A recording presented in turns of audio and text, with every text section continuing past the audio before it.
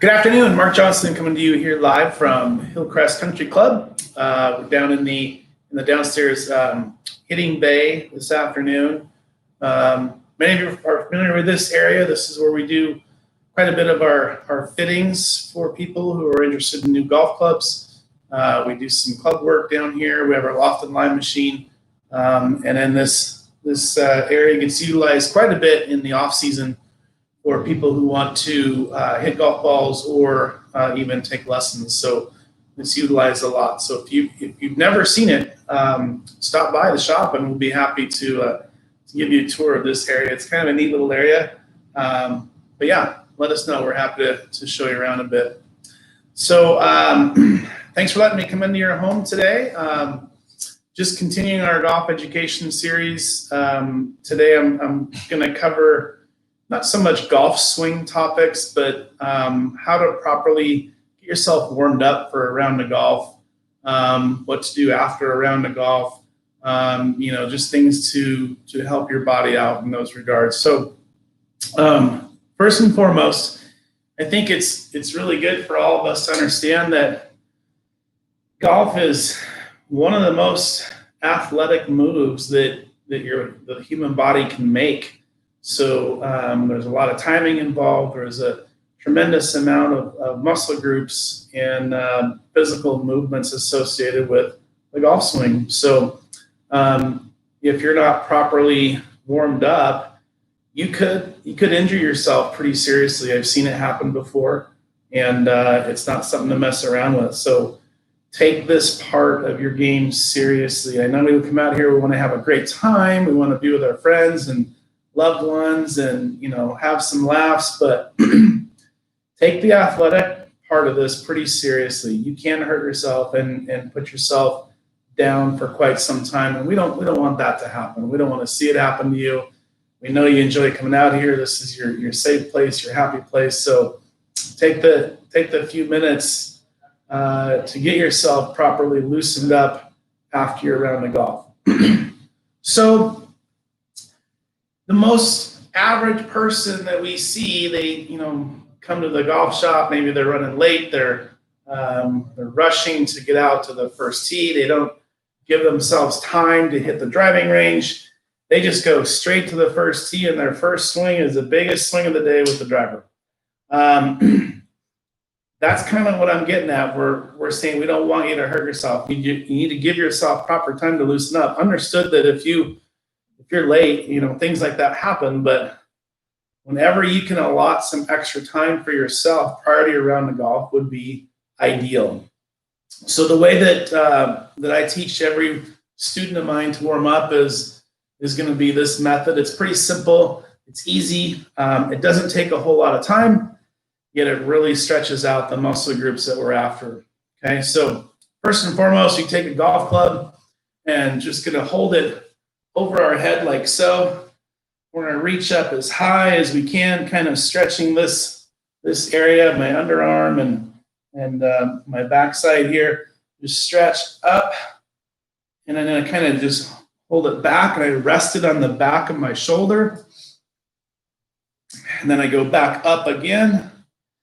Now out in front of me, and from this point, I'm going to bend down as far as I can go, keeping my spine angle as straight as I can be, and then bring it back up. Again, up really high again, and then rest it on the back of my shoulder. So now, once the club's here on the back of your shoulder, I'm simply going to just start making a couple of easy golf moves back and through. Notice how slow I'm going. If I go really quick, my muscles are tight, again, I could hurt myself. So I'm starting out really slow and just allowing my shoulders to rotate as far back and as far through as I can possibly get them. Back and through. The other thing that I like to do when I get to one of these fully rotated positions is I just start rocking a little bit. And as I rock, I can start to turn or feel my body turn even more. So I'm just allowing the lower back area to really stretch me out for this rotation, both back and through. Then I'm going to take the club, I'm going to go back up, and I'm going to hold it out in front of me. And this is where it's going to get a little bit more complicated, but not really. So we're going to take our left hand, and we're going to simply roll it over our right. We're feeling the stretch in the back of our arms area now, back of our shoulders, and all down through this area here. But again, that left arm, left hand goes over my right, and I stretch that as far as I can possibly go. I'm going to go back to square, and I'll do the other side. So again, now my right arm, my right hand goes over my left. I'm getting my body totally stretched this way, as far back as I can go. And then I just go a little bit more each and every time just to kind of feel that stretch. Then I go back to my square position. Now what I'm going to do, I'm going to hold the club in my hand, and I'm simply going to make some swings. But notice how slow I'm starting. I'm just back and through, super slow, back and through.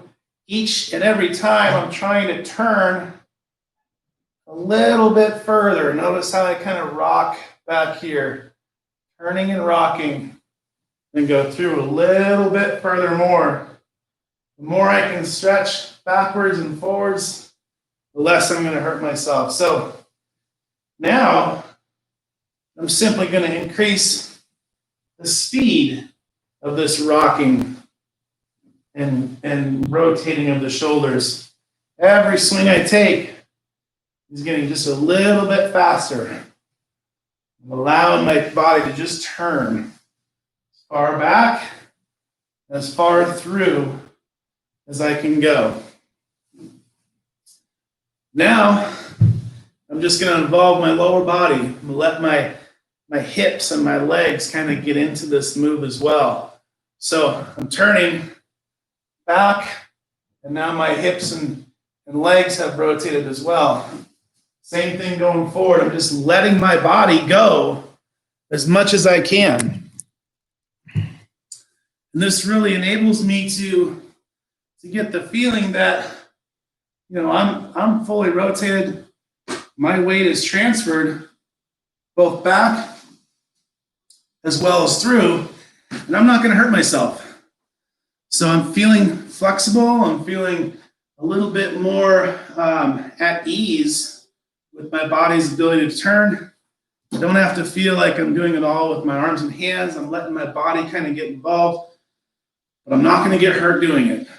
And that's the beauty part. We never want to get ourselves hurt playing golf, of all things. So the other thing that I do, and you know, some people kind of look at me a little bit strange when I do this, but put my arms in this position where my elbows are kind of tight to my midsection, and I literally just, one arm at a time, I just go up and down. People go, Mark, what are you doing? That looks crazy. Well, you're going to find out here in a second. Now, I'm going to hold my arms out this way. My left arm is going to go back. My right arm is going to go up. So it's going to look like this. And I go back down. Now I do the other side. Okay? So a little kind of a strange move. But what I'm doing is now I'm actually extending the muscle groups that are controlling this mechanism in the golf swing.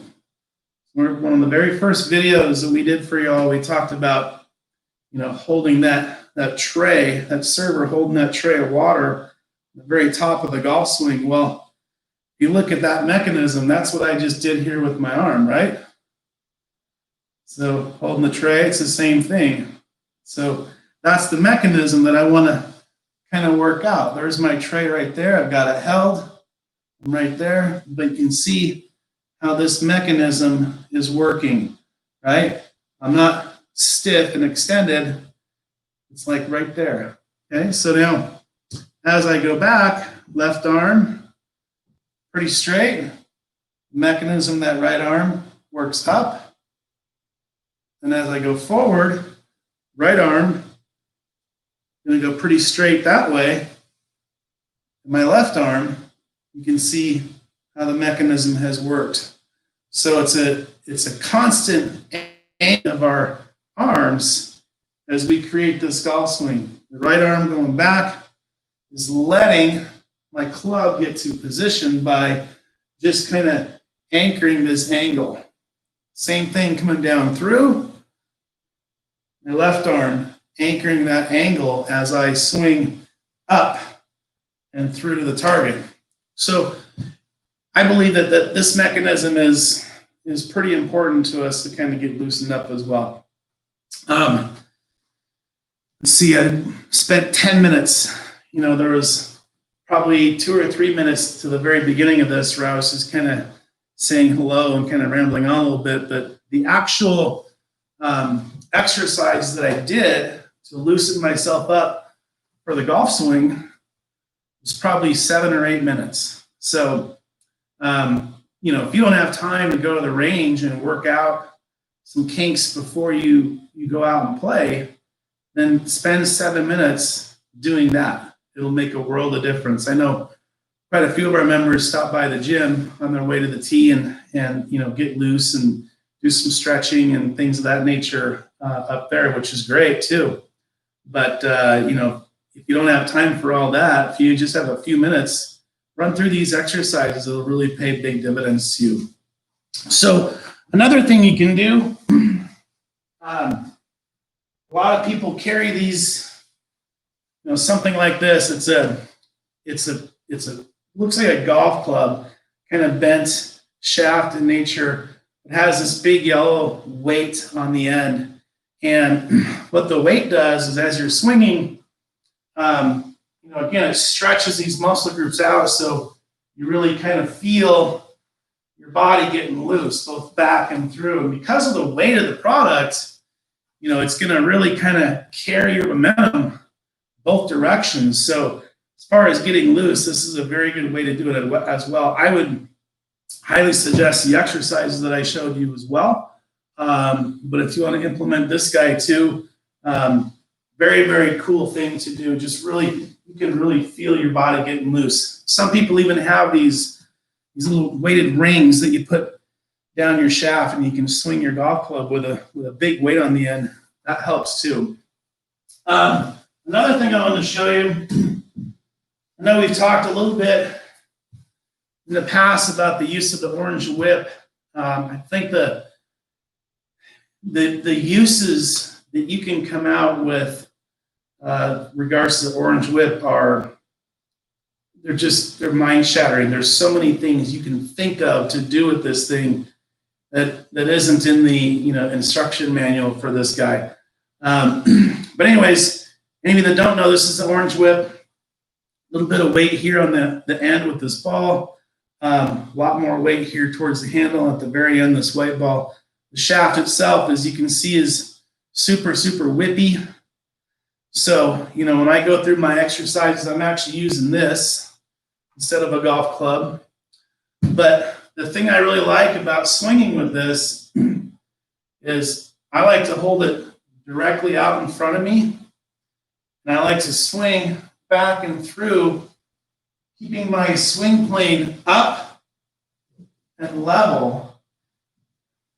And it makes me feel like my shoulders aren't moving this way as I swing. My shoulders are staying level. A lot of you who've taken lessons from me in the past, you've heard me talk about this in some of my sessions, that there's a thing that happens in the golf swing where people see it and they think it's a different way. What I'm trying to say is when I'm angled over and I'm in my golf stance and I make my golf swing, as I swing down, it actually looks like my right shoulder is moving down to the ground. Well, that appears to look that way because I'm starting out bent over and my spine angle moving forward. So it gives the impression that my right shoulder is moving down to the ground, but it's really not. It's staying on a level plane. So I'm bent over, I'm in my golf stance, and I'm simply turning.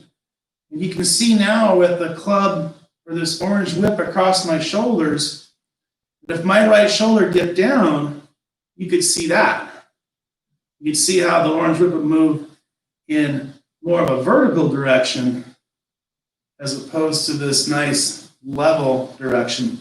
So I always start out with the orange whip here, and I take those few swings, up and try to feel this level plane with my shoulders.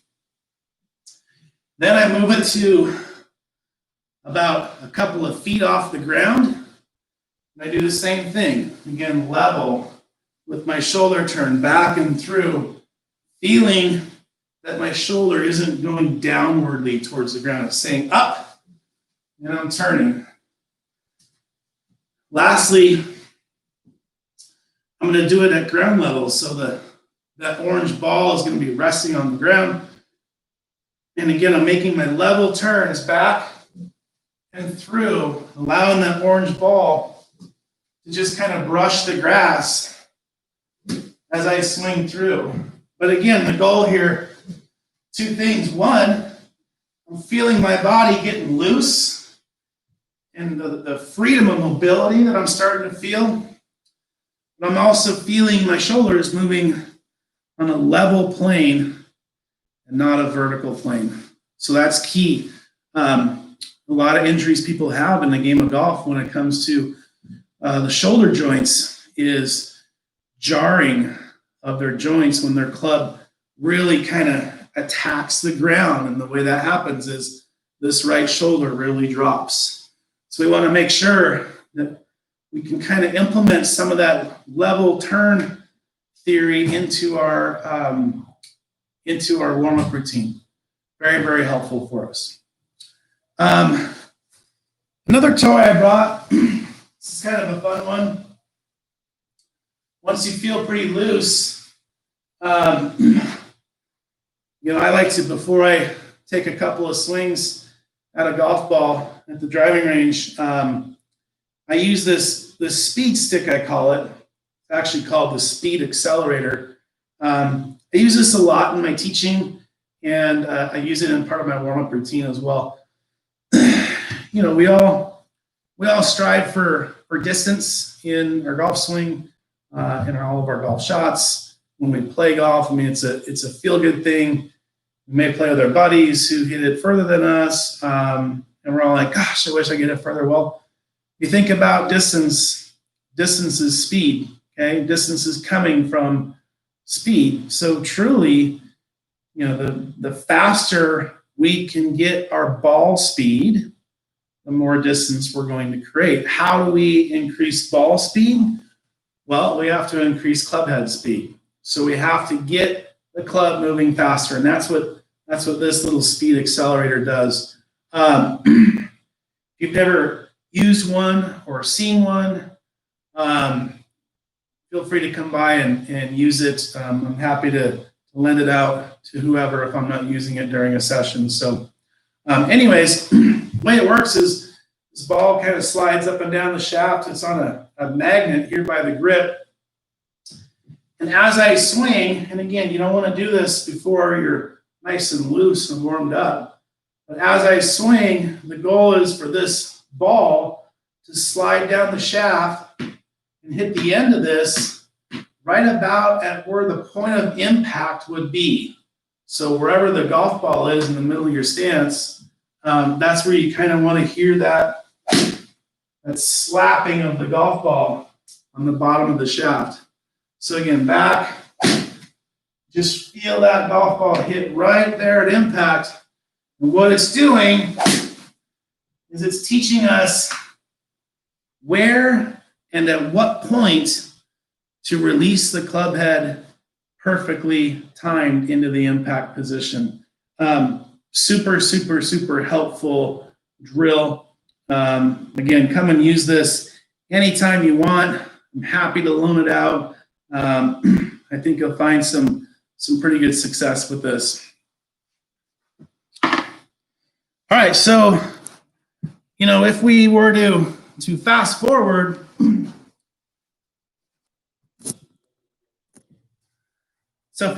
meaning that we've spent the time loosening up at the putting green or the driving range or the gym or wherever you are, but you've spent the time kind of getting your body acclimated to the moves that you want to ask of it for the day.